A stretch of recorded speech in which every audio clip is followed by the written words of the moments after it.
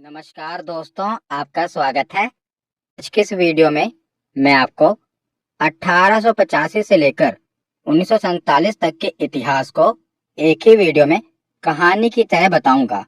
आज की इस एक ही वीडियो में हम 1885 से लेकर 1947 तक के इतिहास की जो महत्वपूर्ण घटनाएं हैं ना, उन्हें संक्षिप्त रूप से एक ही वीडियो में देखेंगे। तो चलिए बिना देरी किए हुए वीडियो को शुरू करते हैं। कहानी की शुरुआत हम करते हैं 1885 में कांग्रेस की स्थापना से। तो भारत के राष्ट्रीय आंदोलन में कांग्रेस की स्थापना देश में एक बड़े आंदोलन का नेतृत्व करने तथा अंग्रेजी सरकार के सुरक्षा कपाट के रूप में हुआ था। तो जैसा कि हमने पढ़ रखा है कि कांग्रेस की स्थापना अंग्रेजों ने अपने बचाव के लिए की थी और बाद में इसी कांग्रेस का देश की आजादी में एक महत्वपूर्ण योगदान रहा था। तो ये हमने पढ़ रखा है। तो कांग्रेस की स्थापना कब हुई थी? तो 28 दिसंबर 1885 को कांग्रेस की स्थापना हुई थी। इसके संस्थापक कौन है? तो ए.ओ. ह्यूम इसके संस्थापक हैं, जिनका नाम है एलन ऑक्टेवियन ह्यूम, जो कि स्कॉटलैंड के थे। और कहाँ पर इसकी स्थापना हुई थी? तो कांग्रेस की स्थापना मुंबई के गोकुल दास तेजपाल संस्कृत विद्यालय में इसकी स्थापना हुई थी। और उस समय वायसराय कौन थे?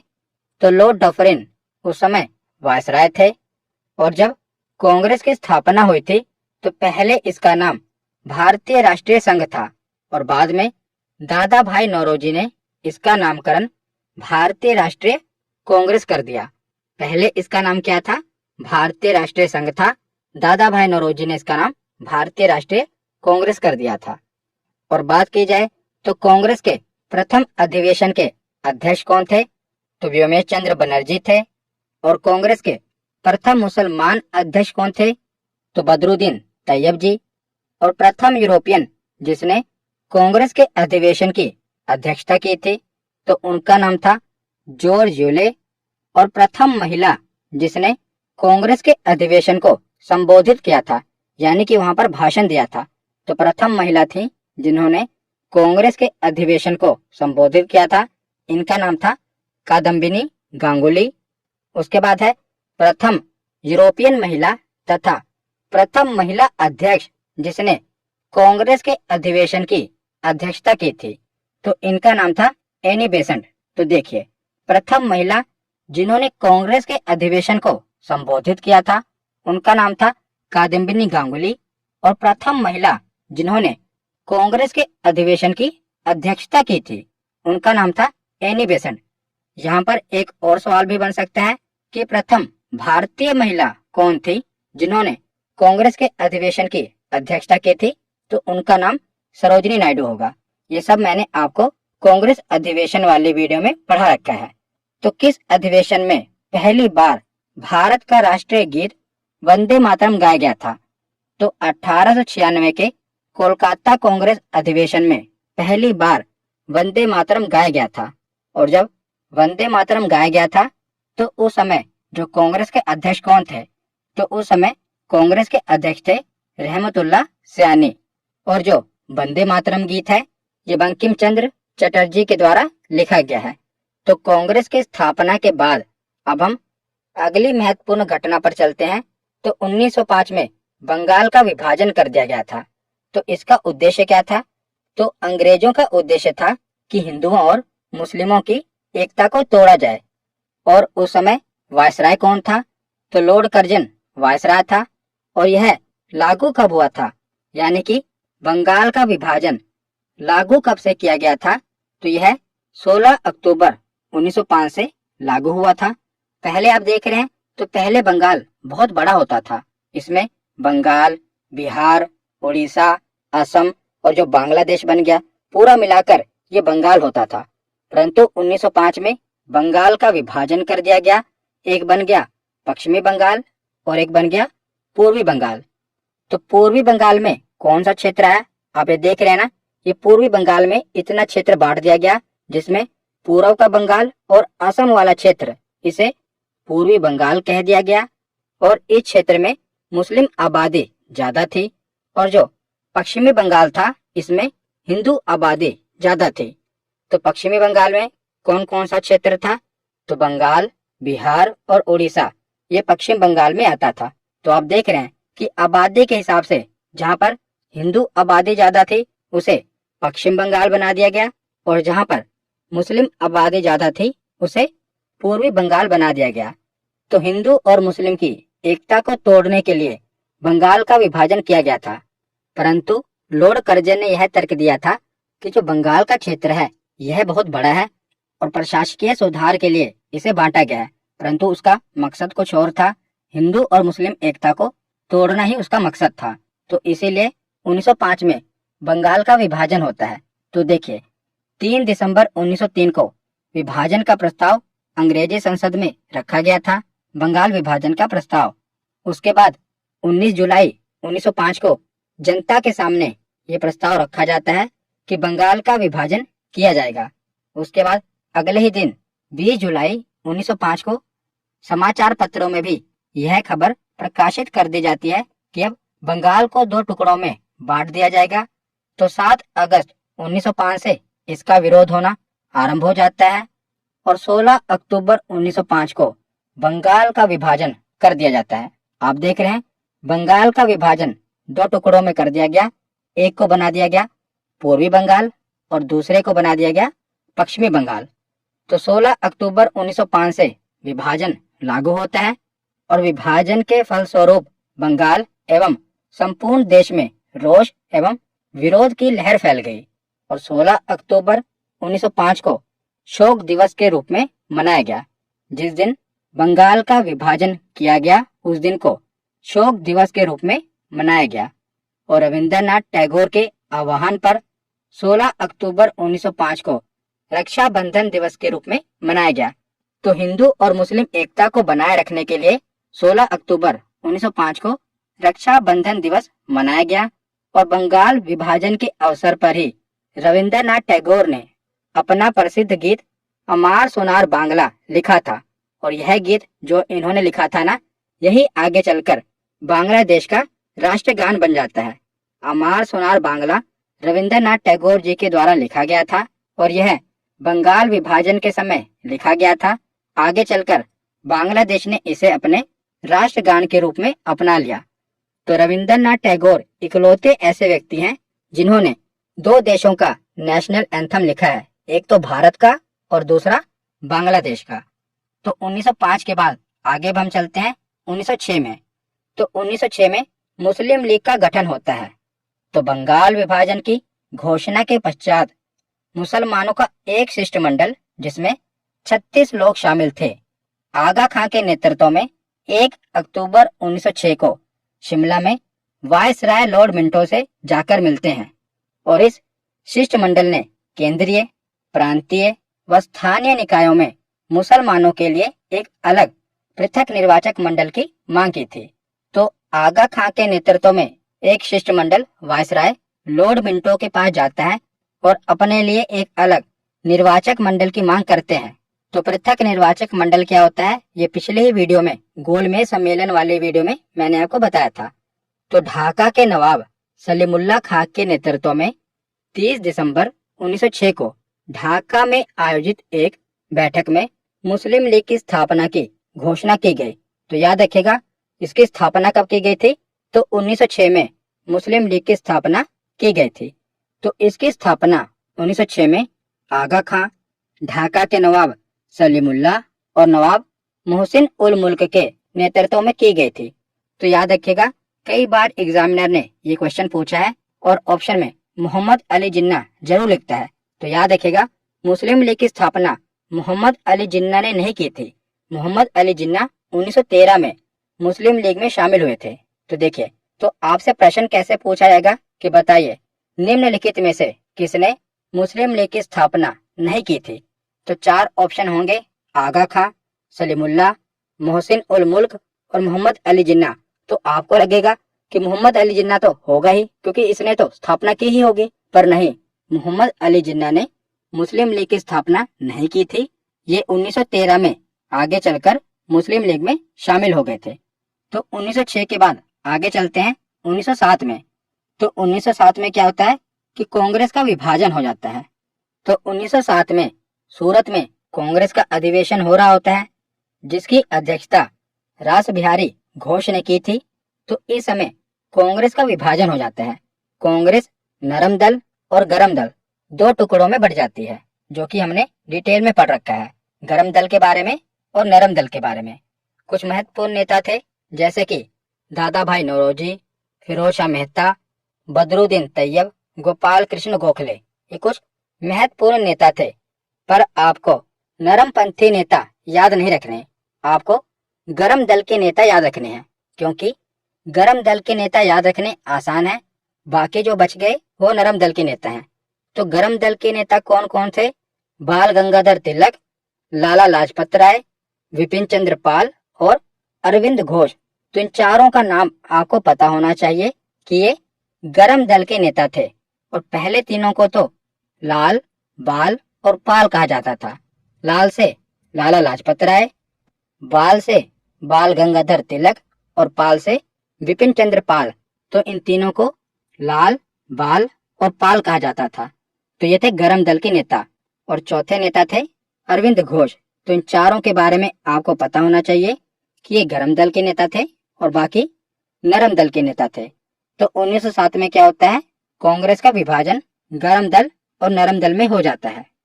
तो 1907 के बाद अगली इतिहास की महत्वपूर्ण घटना देखते हैं, 1908। तो 1908 में क्या होता है कि खुदीराम बोस को फांसी दे दी जाती है।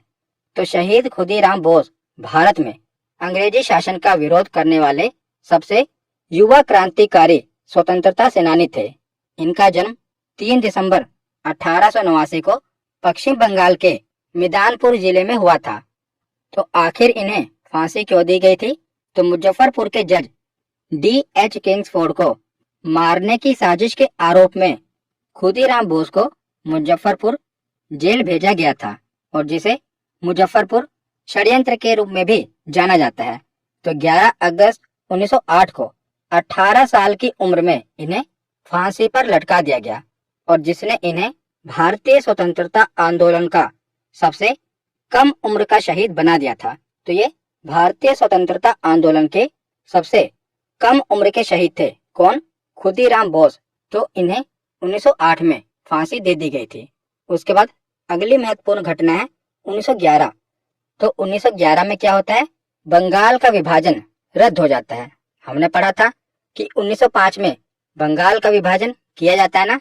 तो आगे चलकर 1911 में क्या होता है कि बंगाल का विभाजन रद्द कर दिया जाता है, क्योंकि जब बंगाल का विभाजन किया गया तो बहुत ही उग्र रूप से आंदोलन किए जाने लगे। तो आगे चलकर क्या होता है कि 1911 में जो बंगाल का विभाजन किया गया था, इसे रद्द कर दिया जाता है।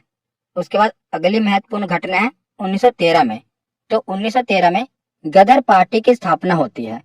तो गदर पार्टी भारत में अंग्रेजी शासन को समाप्त करने के लिए भारतीयों के द्वारा आयोजित एक अंतरराष्ट्रीय राजनीतिक आंदोलन था। तो इसका गठन 1913 में हुआ था, और इसका मुख्यालय अमेरिका के सैन फ्रांसिस्को में था। और इसकी स्थापना, गदर पार्टी की स्थापना लाला हरदयाल और सोहन सिंह भाखना ने की थी। इंपॉर्टेंट है, याद रखिएगा। एक तो 1913 में गदर पार्टी की स्थापना हुई थी, और स्थापना की किसने थी? तो लाला हरदयाल और सोहन सिंह भाखना ने की थी। तो 1913 के बाद अब हम कहानी के अगले पड़ाव पर चलते हैं। तो 1914 में क्या होता है? प्रथम विश्व युद्ध होता है, जो कि 4 सालों तक चलता है। तो प्रथम विश्व युद्ध 1914 से शुरू होता है और 1918 तक चलता है। तो 1914 के बाद 1915 में महात्मा गांधी जी दक्षिण अफ्रीका से भारत वापस आते हैं। तो ये भी महत्वपूर्ण घटना है अपने आप में। तो 1915 में महात्मा गांधी जी दक्षिण अफ्रीका से भारत वापस आते हैं, और उसी समय आपको पता है कि प्रथम विश्व युद्ध चल रहा होता है। तो महात्मा गांधी जी क्या करते हैं? भारतीयों को अंग्रेजी सेना में शामिल होने के लिए प्रोत्साहित करते हैं, और प्रथम विश्व युद्ध में अंग्रेजों की तरफ से भाग लेने के लिए प्रोत्साहित करते हैं, क्योंकि महात्मा गांधी जी का यह मानना था कि अगर भारतीय अंग्रेजों का युद्ध में साथ देंगे तो आगे चलकर अंग्रेजों का भारतीयों के प्रति जो रवैया था वो नरम रहेगा, और भारतीयों के लिए ये काफी सुधार करेंगे। पर आगे चलकर ऐसा नहीं होता, और इसीलिए महात्मा गांधी जी को अंग्रेजी सेना में भर्ती कराने वाला सार्जेंट भी कहा गया था। क्योंकि इन्होंने भारतीयों को अंग्रेजी सेना में जाने के लिए प्रोत्साहित किया था। तो 1915 में गांधी जी का भारत में आगमन होता है और उसके अगले वर्ष 1916 में लखनऊ समझौता होता है। तो 1916 में कांग्रेस का लखनऊ में अधिवेशन हो रहा होता है, जिसके अध्यक्ष कौन होते हैं? अंबिका चरण मजूमदार। और इसमें क्या होता है, तो हमने पीछे पढ़ा था ना कि 1907 में क्या हुआ था, कांग्रेस का विभाजन हो गया था। पर वही आगे चलकर 1916 में नरम दल और गरम दल का एकीकरण हो जाता है। जो कांग्रेस का विभाजन नरम दल और गरम दल में हुआ था ना, वही 1916 में एकीकरण यानी कि दोनों आपस में मिल जाते हैं। और इसी के साथ साथ कांग्रेस और मुस्लिम लीग का भी आपस में समझौता हो जाता है और 1916 में ही होम रूल लीग की स्थापना होती है। तो होम रूल लीग क्या था, तो यह प्रथम विश्व युद्ध के समय प्रथम भारतीय प्रतिक्रिया थी, जो कि आयरिश होम रूल लीग से प्रेरित थी।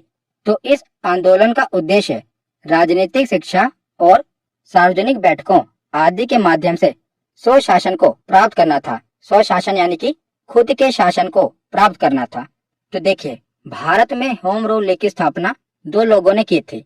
बात करें मद्रास में, तो मद्रास में होम रूल लीग की स्थापना एनी बेसेंट ने की थी और पुणे में होम रूल लीग की स्थापना बाल गंगाधर तिलक जी ने की थी। तो याद रखिएगा, मद्रास में होम रूल लीग की स्थापना किसने की थी? एनी बेसेंट ने। और पुणे में होम रूल लीग की स्थापना किसने की थी? तो बाल गंगाधर तिलक ने। तो 1916 में होम रूल लीग की स्थापना होती है और उसके बाद 1917 से जो गांधी जी भारत में आए थे ना, अब वो एक्शन मोड में आ जाते हैं, यानी कि वो भारत में अपना पहला आंदोलन करते हैं 1917 में। तो यह चंपारण आंदोलन था।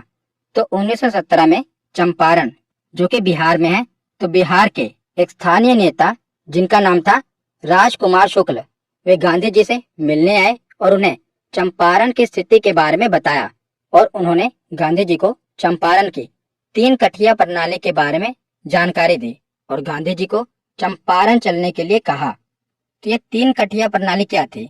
तो 19वीं शताब्दी के प्रारंभ में अंग्रेज बगान मालिकों ने किसान से यह करार कर लिया था कि वे अपनी भूमि के 3/20वें हिस्से पर नील की खेती अवश्य करेंगे और इसी 3/20वें हिस्से पर नील की खेती को 3 कठिया प्रणाली कहा गया। तो अंग्रेजी बगान मालिकों ने भारतीयों को अपने खेतों के 3/20वें हिस्से पर नील की खेती करने के लिए जबरदस्ती की। तो इसी 3/20वें हिस्से पर नील की खेती को 3 कठिया प्रणाली कहा जाता है। तो इसमें क्या हुआ, तो महात्मा गांधी जी ने चंपारण में आंदोलन कर दिया। तो हमने गांधी युग वाली वीडियो में इसके बारे में डिटेल में पढ़ रखा है। यहाँ पर मैं आपको सभी घटनाओं के बारे में संक्षिप्त रूप से बता रहा हूँ। तो 1917 में चंपारण में आंदोलन होता है नील की खेती के विरोध में। तो इस सत्याग्रह के बाद रविंद्रनाथ टैगोर द्वारा गांधी जी को महात्मा की उपाधि दी गई थी और उसके बाद से ही इन्हें महात्मा गांधी के नाम से बुलाया जाने लगा। तो इसी आंदोलन के बाद रविंद्रनाथ टैगोर ने गांधी जी को महात्मा की उपाधि दी थी। तो याद रखिएगा, गांधी जी को महात्मा की उपाधि किसने दी थी? तो रविंद्रनाथ टैगोर ने दी थी। तो 1917 में चंपारण आंदोलन होता है और उसके बाद अगले ही वर्ष 1918 में अहमदाबाद मिल मजदूर आंदोलन होता है। तो चंपारण सत्याग्रह के बाद 1918 में गांधी जी अहमदाबाद के कपड़ा मिल मजदूरों से मिले और उनकी समस्या को समझा। तो यहाँ का मामला क्या था, तो यहाँ का विवाद प्लेग बोनस को लेकर था। जब प्लेग की समाप्ति हुई तो मिल मालिकों ने बोनस को समाप्त करना चाहा, जिसको लेकर मजदूरों ने इसका विरोध किया था और गांधी जी ने भी मजदूरों को हड़ताल पर जाने के लिए कहा था और गांधी जी ने भी मजदूरों के साथ मिलकर आंदोलन किया था। तो यहाँ पर भी गांधी जी की विजय होती है। पिछले आंदोलन में भी, चंपारण आंदोलन में भी गांधी जी की जीत हुई और इस आंदोलन में भी गांधी जी की जीत होती है। उसके बाद खेड़ा आंदोलन होता है, तो ये भी 1918 में ही होता है। तो इसके बाद 1918 में गांधी जी खेड़ा, गुजरात में हो रहे किसानों के साथ अत्याचार के विरुद्ध आवाज उठाते हैं और खेड़ा आंदोलन करते हैं। तो यहाँ पर किसानों की फसलें नष्ट हो जाने के बाद भी उनसे करों की वसूली की जा रही थी। तो इसी के खिलाफ गांधी जी आंदोलन करते हैं तो गांधी जी ने किसानों को लगान न देने के लिए कहा और इस मामले की जांच के बाद यह निष्कर्ष निकाला गया कि जो लगान है इसे माफ कर देना चाहिए। तो गांधी जी के दक्षिण अफ्रीका में किए गए उनके कार्यों के लेकर वे भारत में भी काफी चर्चित थे और इन आंदोलनों में भी सफलता पाते हुए वो भारत में बड़े नेता के रूप में देखे जाने लगे थे। तो जैसा कि हमने देखा कि गांधी जी 1915 में भारत वापस आए थे और उसके बाद उन्होंने 3 आंदोलन किए। 1917 में चंपारण आंदोलन, 18 में अहमदाबाद मिल मजदूर आंदोलन और 18 में ही खेड़ा आंदोलन, और तीनों आंदोलनों में वो सफल रहे, जिसके बाद वो भारत में बड़े नेता के रूप में देखे जाने लगे। तो अब हम कहानी को आगे बढ़ाते हैं। तो 1918 के बाद 1919 में चलते हैं। तो 1919 में रोलेट एक्ट आता है। तो रोलेट एक्ट क्या है? तो 1914 से लेकर 1918 तक विश्व युद्ध चला और भारतीयों को लग रहा था कि अगर हम अंग्रेजों का साथ देंगे, जो कि उन्होंने दिया, तो प्रथम विश्व युद्ध के बाद अंग्रेज भारतीयों के लिए कुछ अच्छा लेकर आएंगे। पर अंग्रेज क्या लेकर आए? Rowlatt act. तो जब 1918 में विश्व युद्ध समाप्त हो गया था तो उसके बाद ही 1919 में अंग्रेजों के द्वारा रोलेट एक्ट भारत में लाया गया था। परंतु इस एक्ट में भारतीयों के लिए कोई अच्छी बात नहीं थी, जैसा गांधी जी और भारत के लोग सोच रहे थे।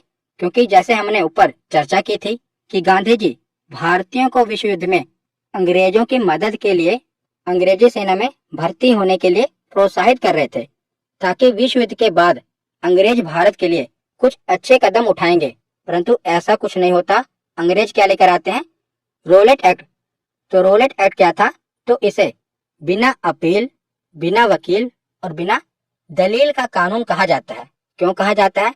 क्योंकि इस एक्ट में था कि अंग्रेजों को अगर किसी पर शक होता है ना, तो शक के आधार पर भी वो किसी भी व्यक्ति को गिरफ्तार कर सकते हैं और उस पर मुकदमा चला सकते हैं।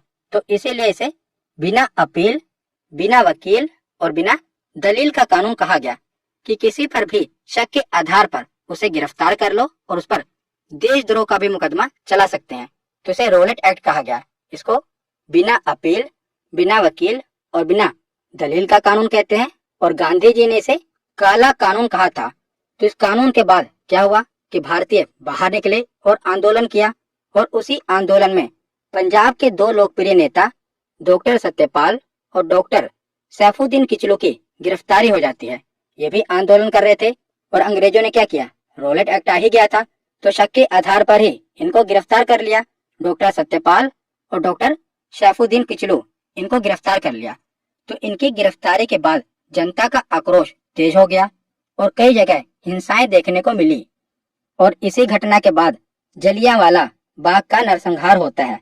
तो अमृतसर शहर में 13 अप्रैल 1919 को शाम 5 बजे जलियांवाला बाग में एक विशाल सभा रोलेट एक्ट को वापस लेने के लिए और डॉक्टर सत्यपाल और डॉक्टर सैफुद्दीन किचलू की जो गिरफ्तारी की गई है उन्हें रिहा करने के लिए भाषण चल रहा था। तभी क्या होता है कि एक सैन्य अधिकारी ब्रिगेडियर जनरल रोगिनाल डायर ने फौज द्वारा भीड़ पर गोली चलाने का आदेश दे दिया और इस घटनाकांड में लगभग 1500 लोग मारे गए। और वैसे सरकारी आंकड़ों की बात की जाए तो सरकारी आंकड़ों के अनुसार जो मारे गए लोगों की संख्या है वो केवल 379 है और घायलों की संख्या बताई गई है 1200। परंतु आपको पता ही है कि सरकारी आंकड़ों में हमेशा कम आंकड़े ही दिए जाते हैं। और वैसे इस घटना में लगभग 1500 लोग मारे गए थे, वो सभी निहत्थे थे और जनरल डायर के द्वारा उन पर गोली चलाने के आदेश दे दिए गए, जिनके बाद लगभग 1500 लोग मारे गए थे। और जलियांवाला बाग नरसंहार के समय भारत का वायसराय कौन था? तो लॉर्ड चेम्सफोर्ड, ये उस समय भारत का वायसराय था। तो 1919 में जलियांवाला बाग नरसंहार होता है और इसी समय खिलाफत आंदोलन भी 1919 में ही शुरू होता है। तो उस समय क्या था? तो तुर्की के खलीफा को सारे विश्व के मुस्लिमों के द्वारा धार्मिक गुरु माना जाता था। तो जो तुर्की के खलीफा थे ना, ये दुनिया भर के मुसलमानों के द्वारा उन्हें अपना धार्मिक गुरु माना जाता था और इनके ऊपर और तुर्की के खलीफा के ऊपर अंग्रेजों के द्वारा बुरा व्यवहार किया जा रहा था और अंग्रेज उन्हें अपने पद से हटाना चाहते थे, तो अंग्रेजों के द्वारा उनके साथ किए जाने वाले इस व्यवहार को लेकर भारत में भी मुस्लिमों ने अंग्रेजों के विरुद्ध खिलाफत आंदोलन को शुरू कर दिया था। और गांधी जी ने भी इस आंदोलन में सहयोग किया था, क्योंकि वे मुस्लिमों को भारत के अंग्रेजों के विरुद्ध राष्ट्रीय आंदोलन में जोड़ना चाहते थे। इसीलिए गांधी जी ने भी खिलाफत आंदोलन का सहयोग किया। तो प्रारंभ में इस आंदोलन का नेतृत्व यानी कि खिलाफत आंदोलन का नेतृत्व अली बंधुओं के द्वारा, जिनका नाम था शौकत अली और मोहम्मद अली, इनके द्वारा यह आंदोलन शुरू किया गया था। परंतु आगे चलकर खिलाफत आंदोलन का नेतृत्व गांधी जी को दे दिया गया था। तो ये एग्जाम में पूछा गया है कि खिलाफत आंदोलन की शुरुआत किसके द्वारा की गई थी? तो अली बंधुओं के द्वारा, शौकत अली और मोहम्मद अली के द्वारा खिलाफत आंदोलन की शुरुआत की गई थी। तो 1919 के बाद आगे अब हम चलते हैं 1920 में। तो अब क्या होता है?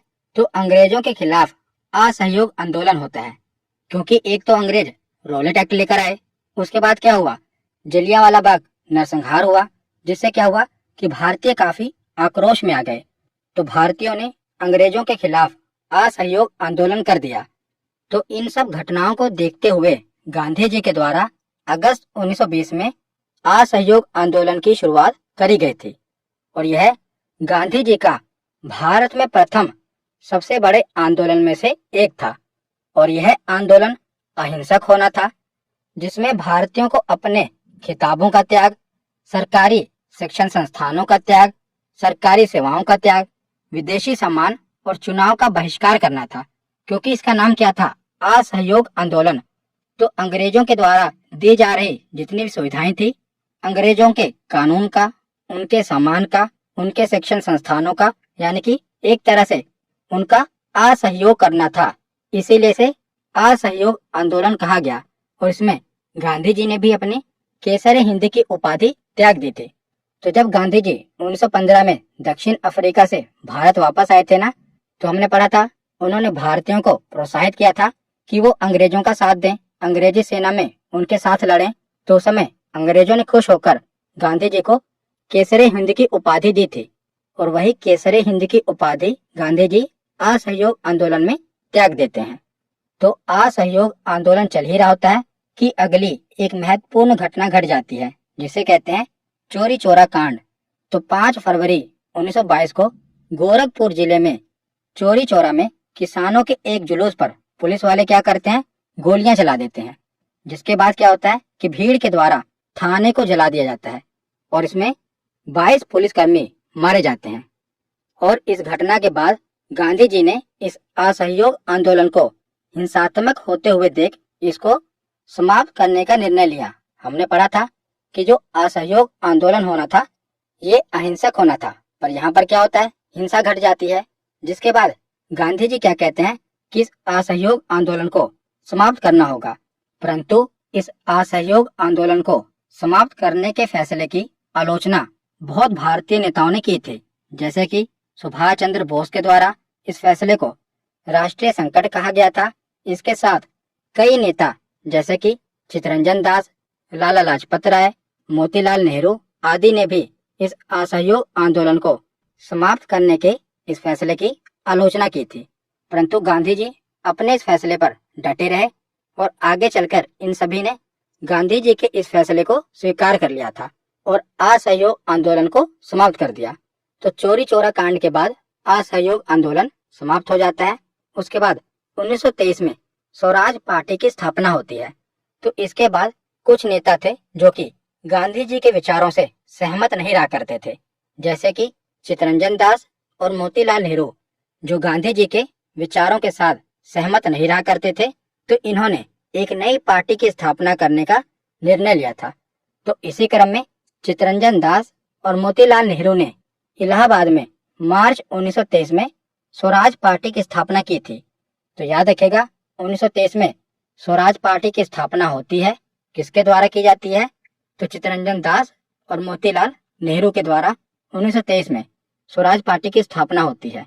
और उसके अगले ही वर्ष 1924 में बेलगांव में महात्मा गांधी जी के द्वारा कांग्रेस के अधिवेशन की अध्यक्षता की जाती है। तो इतना खास क्यों है? क्योंकि महात्मा गांधी जी के द्वारा केवल एक बार ही कांग्रेस के अधिवेशन की अध्यक्षता की गई थी और ये बेलगांव में की गई थी।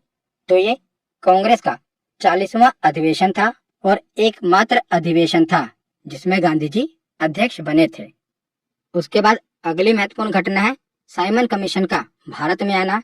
तो साइमन कमीशन 3 फरवरी 1928 को विलय से मुंबई पहुंचा था और यहाँ इसका स्वागत देशव्यापी हड़ताल से हुआ था। और जब यह कमीशन दिल्ली पहुंचा था तो इसको काले झंडे दिखाए गए थे और साइमन कमीशन वापस जाओ के नारे के साथ इसका विरोध किया गया था। तो साइमन जब लाहौर पहुंचा था तो लाला लाजपत राय के नेतृत्व में इसके खिलाफ प्रदर्शन किया गया था और इसी प्रदर्शन में पुलिस के द्वारा लाठी चार्ज करने के बाद कुछ ही दिनों के बाद लाला जी की मृत्यु भी हो जाती है। तो साइमन कमीशन कब भारत आया था? तो 1928 में भारत आया था और इसके बाद 1929 में लाहौर में कांग्रेस का अधिवेशन होता है जिसकी अध्यक्षता पंडित जवाहरलाल नेहरू जी करते हैं और इसी अधिवेशन में पूर्ण स्वराज की मांग की जाती है। तो कांग्रेस के किस अधिवेशन में पूर्ण स्वराज की मांग की गई थी? तो लाहौर अधिवेशन में की गई थी जिसकी अध्यक्षता पंडित जवाहरलाल नेहरू जी करते हैं। तो उसके बाद 1929 के बाद 1930 में गांधी जी के द्वारा दांडी मार्च किया जाता है। तो यह दांडी मार्च 12 मार्च 1930 को शुरू हुआ था और 6 अप्रैल 1930 तक चला था और यह दांडी मार्च गांधी जी द्वारा साबरमती आश्रम से लेकर दांडी गुजरात तक चलाया गया था और इसमें गांधी जी के साथ भारत के अलग अलग क्षेत्रों से कुल 78 सहयोगियों ने शुरुआत में भाग लिया था। आगे चलकर यह गिनती लाखों में पहुंच जाती है, परंतु शुरुआत में 78 सहयोगियों ने गांधी जी के साथ भाग लिया था और जो इसकी दूरी थी, इस दांडी मार्च की दूरी थी, ये लगभग 241 मील थी। तो आपको पता ही है कि नमक पर कर लगाने के कानून के विरुद्ध गांधी जी ने दांडी मार्च किया था और यह मार्च 12 मार्च 1930 को शुरू हुआ था जो कि साबरमती आश्रम से शुरू हुआ था और 6 अप्रैल 1930 को दांडी में जाकर यह दांडी मार्च खत्म हुआ था। तो दांडी मार्च के बाद अगली महत्वपूर्ण घटना होती है प्रथम गोलमेज सम्मेलन। तो पिछले ही वीडियो में मैंने आपको तीनों गोलमेज सम्मेलन डिटेल में पढ़ा दिए। तो प्रथम गोलमेज सम्मेलन क्या है? तो जैसा कि आप देख रहे हैं कि भारत में आंदोलन चल रहे हैं तो अंग्रेजों को ये पता लग जाता है कि अगर भारत में ज्यादा देर तक शासन करना है तो भारतीयों का सहयोग मिलना जरूरी है, क्योंकि अगर भारत पर लंबे समय तक शासन करना है तो भारतीयों का सहयोग जरूरी है। भारतीयों को भी प्रशासन में जगह देनी पड़ेगी। तो इसीलिए प्रथम गोलमेज सम्मेलन का आयोजन किया जाता है लंदन में और लंदन में भारत के अलग अलग राजनीतिक दलों को बुलाया जाता है और कहा जाता है कि आप यहाँ पर आओ और अपनी समस्याएं हमें बताओ, हम आपकी समस्याओं का निपटारा करेंगे, हम आपका सहयोग करेंगे और आपको भी प्रशासन में हिस्सा देंगे। तो यह सम्मेलन जो प्रथम गोलमेज सम्मेलन हुआ था ये 12 नवंबर 1930 से लेकर 19 जनवरी 1931 ईस्वी तक चला था। तो 1930 में यह सम्मेलन हुआ था और प्रथम गोलमेज सम्मेलन सेंट जेम्स पैलेस लंदन में आयोजित हुआ था। तो प्रथम गोलमेज सम्मेलन के समय ब्रिटिश सम्राट कौन था? तो जॉर्ज पंचम। अंग्रेजी प्रधानमंत्री कौन थे? तो रैमजे मैकडोनाल्ड। और उस समय गवर्नर जनरल यानी कि वायसराय कौन थे? तो लॉर्ड इरविन। ये तीनों ही क्वेश्चन पूछे जाते हैं कि प्रथम गोलमेज सम्मेलन के समय किंग कौन थे? तो जॉर्ज पंचम थे। प्रधानमंत्री यानी कि ब्रिटिश प्रधानमंत्री कौन थे? तो तीनों ही गोलमेज सम्मेलन में ब्रिटिश प्रधानमंत्री थे रैमजे मैकडोनाल्ड। और उस समय वायसराय कौन थे? तो लॉर्ड इरविन। तो पहले गोलमेज सम्मेलन में 89 प्रतिनिधियों ने भाग लिया था और इसमें ब्रिटिश राजनीतिक दलों के 16 प्रतिनिधि शामिल थे और भारत की तरफ से 73 प्रतिनिधियों ने भाग लिया था, जिसमें से 16 देशी रियासतों से थे और बाकी 57 राजनीतिक नेता थे।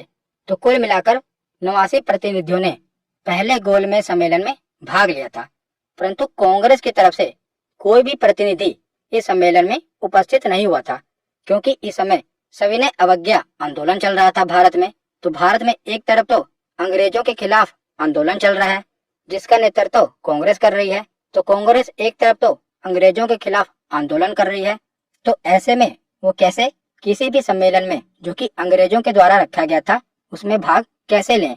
तो इसीलिए कांग्रेस का कोई भी प्रतिनिधि इस गोलमेज सम्मेलन में उपस्थित नहीं हुआ था। तो प्रथम गोलमेज सम्मेलन के बाद होता है द्वितीय गोलमेज सम्मेलन। तो प्रथम गोलमेज सम्मेलन में कांग्रेस के द्वारा भाग नहीं लिया गया।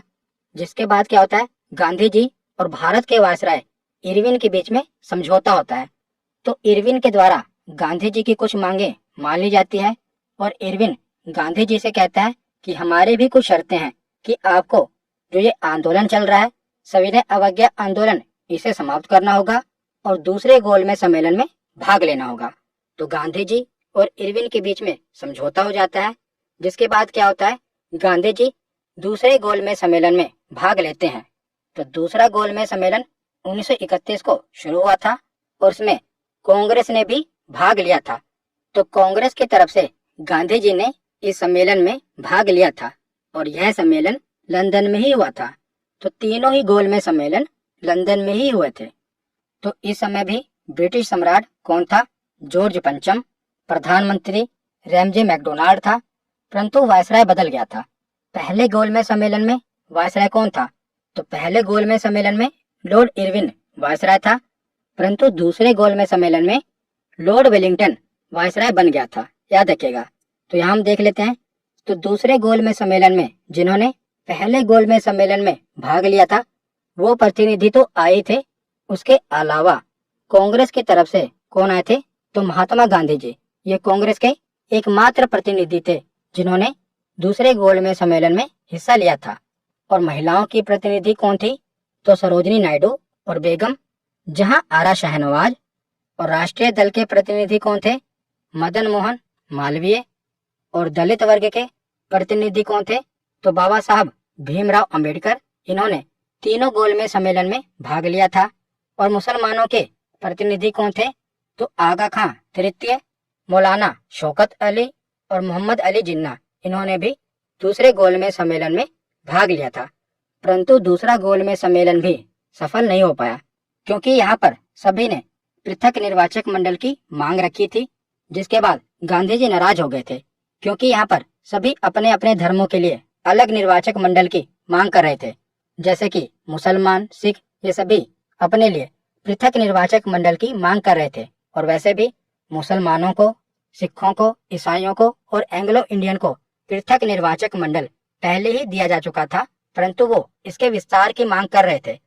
तो पृथक निर्वाचक मंडल क्या होता है, मैंने पिछले ही वीडियो में आपको बताया था कि पृथक निर्वाचक मंडल में क्या होता है कि मान लीजिए कोई भी सीट अगर वो मुस्लिमों के लिए आरक्षित है तो उम्मीदवार कौन होगा, तो मुस्लिम ही उम्मीदवार होगा और जो उसे वोट देंगे ना वो भी मुस्लिम ही होंगे। तो इसीलिए इसे पृथक निर्वाचक मंडल कहा गया, जहाँ पर उम्मीदवार और मतदाता एक ही वर्ग के होंगे। अगर वो सीट अनुसूचित जाति के लिए रिजर्व है तो जाहिर सी बात है वहाँ पर जो चुनाव लड़ेगा वो तो अनुसूचित जाति का होगा ही, परंतु जो उसको वोट देंगे वो भी केवल अनुसूचित जाति के ही हो सकते हैं और किसी भी वर्ग का व्यक्ति उस उम्मीदवार को वोट नहीं दे सकता। तो उसी को पृथक निर्वाचक मंडल कहा जाता है। पिछली वीडियो में मैंने उदाहरण के साथ डिटेल में पृथक निर्वाचक मंडल और आरक्षित सीट क्या होती है कंपैरिजन करके आपको समझाया था, वो वीडियो आप देख लेना। गोलमेज सम्मेलन वाली वीडियो है, वहां पर मैंने बताया था। तो दूसरे गोलमेज सम्मेलन में क्या होता है कि बाबा साहब भीमराव अंबेडकर भी अपने वर्ग के लिए यानी कि दलितों के लिए पृथक निर्वाचक मंडल की मांग कर लेते हैं। जिसके बाद क्या होता है, गांधी जी काफी नाराज हो जाते हैं क्योंकि गांधी जी को लगता है कि अगर दलितों को पृथक निर्वाचक मंडल दे दिया जाएगा तो इससे हिंदू धर्म में फूट पड़ जाएगी। इसीलिए गांधी जी जब भारत में आते हैं तो आमरण अनशन पर चले जाते हैं। तो इसी बीच में क्या होता है, गांधी जी और बाबा साहब भीमराव अंबेडकर के बीच में पुनः समझौता होता है। तो गांधी जी दलितों के लिए पृथक निर्वाचक मंडल बनाए जाने से बहुत दुखी हुए और 20 सितंबर 1932 से पुणे के यरवदा जेल में आमरण अनशन प्रारंभ कर दिया। जिसके बाद क्या होता है, मदन मोहन मालवीय, डॉक्टर राजेंद्र प्रसाद और सी राजगोपालाचारी के प्रयासों से पुणे में गांधी जी और बाबा साहब भीमराव अंबेडकर के बीच में एक समझौता होता है जिसे पुणे समझौता कहा जाता है। तो इस समझौते के अनुसार दलितों के लिए पृथक निर्वाचक मंडल समाप्त कर दिया जाएगा, यानी कि दलितों के लिए कोई भी पृथक निर्वाचक मंडल नहीं होगा। इसके बदले में दलितों के लिए जो रिजर्व सीटें थी वो 71 से बढ़ाकर 147 कर दी गई। यानी कि जो प्रांतों में दलितों के लिए पहले रिजर्व सीटें जो 71 थी उन्हें बढ़ाकर अब कितना कर दिया गया, तो 147 कर दिया गया। तो यही है पुणे समझौता जो कि गांधी जी और बाबा साहब भीमराव अंबेडकर के बीच में हुआ था। तो इसके बाद क्या होता है, तो तीसरा गोलमेज सम्मेलन होता है। तो दूसरे गोलमेज सम्मेलन की विफलता के बाद 17 नवंबर 1932 से लेकर 24 दिसंबर 1932 तक लंदन में तीसरा गोलमेज सम्मेलन आयोजित होता है। और तीसरे गोलमेज सम्मेलन में बहुत ही कम प्रतिनिधियों ने भाग लिया था। तो इस समय भी किंग कौन थे, तो जॉर्ज पंचम थे, प्रधानमंत्री रैमजे मैकडोनाल्ड थे, और भारत में वायसराय कौन थे, तो लॉर्ड वेलिंगटन थे। तो तीसरे गोलमेज सम्मेलन में कांग्रेस ने भाग नहीं लिया था, क्योंकि जब दूसरे गोलमेज सम्मेलन में कांग्रेस ने भाग लिया था और वहां पर कोई परिणाम नहीं निकल पाया, जिसके बाद गांधी जी भारत वापस जाते हैं और दोबारा से सविनय अवज्ञा आंदोलन शुरू कर देते हैं। इसीलिए गांधी जी को पुणे की यरवदा जेल में बंद कर दिया गया था। तो उसी जेल में उन्होंने आमरण अनशन रखा था ना, तभी तो गांधी जी और बाबा साहब भीमराव अंबेडकर के बीच में जो समझौता हुआ था ना, वो पुणे की यरवदा जेल में ही हुआ था। उसके बाद जब तीसरा गोलमेज सम्मेलन होता है तो इसमें कांग्रेस ने भाग नहीं लिया और इंग्लैंड की लेबर पार्टी ने भी इसमें भाग नहीं लिया था, और मोहम्मद अली जिन्ना को भी इसमें आमंत्रित नहीं किया गया था। तो तीसरा गोलमेज सम्मेलन भी एक तरह से असफल रहा था। उसके बाद देखते हैं, तो 1935 में भारत सरकार अधिनियम 1935 पारित किया जाता है और यह 1937 में लागू होता है। तो यह अधिनियम लॉर्ड लिनलिथिगो के नेतृत्व वाली संयुक्त चयन समिति की रिपोर्ट पर आधारित था। तो जो भारत सरकार अधिनियम 1935 पारित हुआ था ना, अभी जो वर्तमान में भारत का संविधान है, इसमें भी जो भारत सरकार अधिनियम 1935 पारित हुआ था, इसका महत्वपूर्ण हिस्सा अभी भी भारत के संविधान में शामिल है। उसके बाद 1939 में दूसरे विश्व युद्ध की शुरुआत हो जाती है और दूसरा विश्व युद्ध 1 सितंबर 1939 से लेकर 2 सितंबर 1945 तक चलता है। और अगले ही साल यानी कि 1940 में मुस्लिम लीग ने एक अलग देश पाकिस्तान की मांग कर दी थी। इससे पहले ऑफिशियल रूप से पाकिस्तान की मांग नहीं हुई थी, परंतु 1940 में मुस्लिम लीग के द्वारा ऑफिशियली पाकिस्तान की मांग की जाती है। तो 1940 के बाद 1942 में क्रिप्स मिशन भारत में आता है। तो पहले हमने देखा था ना कि जब पहला विश्व युद्ध हुआ था तब भारतीयों ने अंग्रेजों का साथ दिया था और अंग्रेज इसके बदले में क्या लेकर आए थे, रोलेट एक्ट लेकर आए थे। तो अब भारतीय समझ गए थे कि अंग्रेजों का साथ देकर हमें कुछ नहीं मिलेगा। तो उसमें क्या होता है कि अब देख रहे हैं, तो अभी क्या हो रहा है, 1939 में दूसरे विश्व युद्ध की शुरुआत होती है। तो क्रिप्स मिशन भारत में आता है। तो इसका उद्देश्य क्या होता है कि दूसरे विश्व युद्ध में भारतीयों का सहयोग प्राप्त करना। परंतु अब भारतीय समझ गए थे कि अंग्रेजों का युद्ध में साथ देकर कोई फायदा नहीं होगा। तो क्रिप्स मिशन 1942 में भारत आया था और स्टेफोर्ड क्रिप्स ब्रिटेन में विंस्टन चर्चिल की गठबंधन सरकार में लेबर मिनिस्टर थे, यानी कि श्रम मंत्री थे। तो इन्हीं के नेतृत्व में क्रिप्स मिशन भारत आया था। तो क्रिप्स मिशन 22 मार्च से 11 अप्रैल 1942 तक भारत आया और इसका उद्देश्य द्वितीय विश्व युद्ध में ब्रिटिश युद्ध के लिए भारतीय सहयोग प्राप्त करना था। परंतु भारतीयों ने मना कर दिया, क्योंकि भारतीय अब समझ गए थे कि अंग्रेजों का साथ देकर कोई फायदा नहीं है।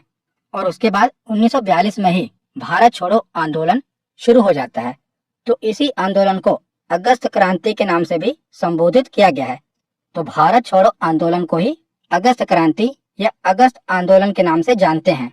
तो इसके बाद अंग्रेजों के द्वारा ऑपरेशन जीरो आवर चलाया गया, जिसके तहत क्या हुआ कि जो भी भारत छोड़ो आंदोलन को लीड कर रहे हैं, इनको पकड़कर जेल में डाल दिया गया, जिसके तहत गांधी जी सहित लगभग सारे बड़े नेताओं को गिरफ्तार कर लिया गया था। और गांधी जी को अंग्रेजों के द्वारा गिरफ्तार करके आगा खां पैलेस में कैद करा गया था। और अंग्रेजों की ओर से पूरी कोशिश इस आंदोलन को दबाने की हो रही थी, परंतु इस आंदोलन के दूसरी पंक्ति के नेताओं ने अलग अलग क्षेत्रों से यह आंदोलन जारी रखा और इसके साथ साथ लोगों ने भी इस आंदोलन में खूब सहयोग किया था और यह आंदोलन भारत के अंतिम सबसे बड़ी स्वतंत्रता संग्राम की लड़ाई में से एक बना था, भारत छोड़ो आंदोलन। उसके बाद क्या होता है, तो 1945 में शिमला सम्मेलन होता है। तो 1945 में शिमला सम्मेलन आयोजित किया गया था और यह भारत शिमला में वायसराय लॉर्ड वेवेल और भारत के प्रमुख राजनीतिक नेताओं के बीच बैठक हुई थी और यह वेवेल योजना के प्रावधानों पर चर्चा करने के लिए आयोजित किया गया था। और यह सम्मेलन 24 जून 1945 को शिमला में शुरू हुआ था और 14 जुलाई 1945 तक चला था, परंतु शिमला सम्मेलन विफल साबित हुआ, इसमें से कोई निष्कर्ष नहीं निकला। और 1946 में क्या होता है, तो कैबिनेट मिशन भारत आता है। तो इसका उद्देश्य क्या था, तो इस समय यह तय हो गया था कि अब भारत को आजाद कर दिया जाएगा। तो भारत के लिए एक संविधान के निर्माण के संबंध में भारतीय नेताओं के साथ समझौते पर पहुंचना इसका उद्देश्य था। दूसरा इसका उद्देश्य क्या था कि एक संविधान बनाने वाली संस्था तैयार करना, यानी कि संविधान सभा को तैयार करना। और तीसरा इसका उद्देश्य क्या था कि प्रमुख भारतीय दलों के समर्थन से एक कार्यकारी परिषद की स्थापना करना। तो ये कैबिनेट मिशन का उद्देश्य था। तो उसके बाद आगे हम चलते हैं कहानी के आखिरी पड़ाव में 1947 में। तो 22 मार्च 1947 को ब्रिटिश भारत का 34वां एवं अंतिम governor general Lord Mountbatten Bharat आया और लगभग 2 महीनों की वार्ता के पश्चात लॉर्ड माउंटबेटन इस नतीजे पर निकला कि भारत का विभाजन करना जरूरी है। और लॉर्ड माउंटबेटन की योजना के अनुसार भारत और पाकिस्तान 2 अलग देश बना दिए गए। तो 1947 में माउंटबेटन योजना के अनुसार ही भारत और पाकिस्तान 2 अलग देश बना दिए गए। तो उस समय तो भारत के 2 टुकड़े किए गए थे, यानी कि एक पश्चिमी पाकिस्तान बना था और एक पूर्वी पाकिस्तान बना था। जो पूर्वी पाकिस्तान था ये आगे चलकर बांग्लादेश बन जाता है, यानी कि पाकिस्तान से आजाद हो जाता है। परंतु 1947 में भारत को 2 तरफ से बांटा गया था। पश्चिमी तरफ से पश्चिमी पाकिस्तान बनाया गया था और पूर्वी तरफ से पूर्वी पाकिस्तान बनाया गया था। इन दोनों का कंट्रोल पाकिस्तान के पास ही था, परंतु आगे चलकर पूर्वी पाकिस्तान पाकिस्तान से आजाद हो जाता है और बांग्लादेश बन जाता है। तो यहाँ पर हमारा थ्योरी सेक्शन कंप्लीट होता है। अब हम प्रीवियस ईयर क्वेश्चन देखते हैं। तो पहला प्रश्न है कि चंपारण सत्याग्रह के दौरान नील की खेती किस नाम से पहचानी जाती थी। तो चंपारण सत्याग्रह के दौरान नील की खेती को 3 कठिया पद्धति कहते थे। तो इसका सही जवाब है ऑप्शन ए। अगला प्रश्न है कि बंगाल का विभाजन किस वर्ष रद्द किया गया था। तो बंगाल का विभाजन 1905 में हुआ था और इस विभाजन को रद्द किया गया था 1911 में। तो इसका सही जवाब है ऑप्शन सी। अगला प्रश्न है कि निम्नलिखित स्वतंत्रता सेनानियों में से कौन मोतीलाल नेहरू के साथ स्वराज पार्टी का सह संस्थापक था। तो स्वराज पार्टी की स्थापना मोतीलाल नेहरू के साथ किसने की थी, तो चित्तरंजन दास ने। तो इसका सही जवाब है ऑप्शन बी। अगला प्रश्न है कि निम्नलिखित घटनाओं को काल अनुक्रमिक क्रम में व्यवस्थित कीजिए और नीचे दिए गए कूट से सही उत्तर का चयन कीजिए। तो आपको इन घटनाओं का सही क्रम बताना है। तो कौन कौन सा कथन दिया गया है, पूना संधि, गांधी इरविन समझौता, क्रिप्स मिशन और सविनय अवज्ञा आंदोलन। तो सबसे पहले तो इन घटनाओं में से सविनय अवज्ञा आंदोलन हुआ, उसके बाद गांधी इरविन समझौता हुआ, गांधी इरविन समझौता के बाद पूना संधि और आखिर में क्रिप्स मिशन भारत आया था। तो इसका सही जवाब क्या होगा, इसका सही जवाब होगा ऑप्शन सी। पहले आएगा फोर्थ, फिर सेकंड, फिर फर्स्ट, फिर थर्ड। तो इसका सही जवाब है ऑप्शन सी। अगला प्रश्न है कि खिलाफत आंदोलन किस वर्ष में प्रारंभ हुआ था। तो खिलाफत आंदोलन 1919 में प्रारंभ हुआ था। तो इसका सही जवाब है ऑप्शन सी। अगला प्रश्न है कि भारतीय राष्ट्रीय कांग्रेस ने किस अधिवेशन में पूर्ण स्वराज को अपना लक्ष्य घोषित किया था। तो भारतीय राष्ट्रीय कांग्रेस के किस अधिवेशन में पूर्ण स्वराज की मांग उठी थी। तो इसका सही जवाब है ऑप्शन ए। 1929 में कांग्रेस के लाहौर अधिवेशन में पूर्ण स्वराज को अपना लक्ष्य घोषित किया गया था। तो इसका सही जवाब है ऑप्शन ए। अगला प्रश्न है कि भारत छोड़ो आंदोलन को किस नाम से भी जाना जाता है। तो भारत छोड़ो आंदोलन को अगस्त आंदोलन के नाम से भी जाना जाता है। तो इसका सही जवाब होगा ऑप्शन बी। अगला प्रश्न है कि मुस्लिम लीग ने पाकिस्तान का प्रस्ताव कब और कहां पारित किया था। तो मुस्लिम लीग ने पाकिस्तान का प्रस्ताव कब पारित किया था, तो 1940 में। और कहां पर पारित किया था, तो लाहौर में। तो इसका सही जवाब है ऑप्शन सी। अगला प्रश्न है कि महात्मा गांधी दक्षिण अफ्रीका से भारत किस वर्ष लौटे थे। तो महात्मा गांधी 1915 में दक्षिण अफ्रीका से भारत लौटे थे।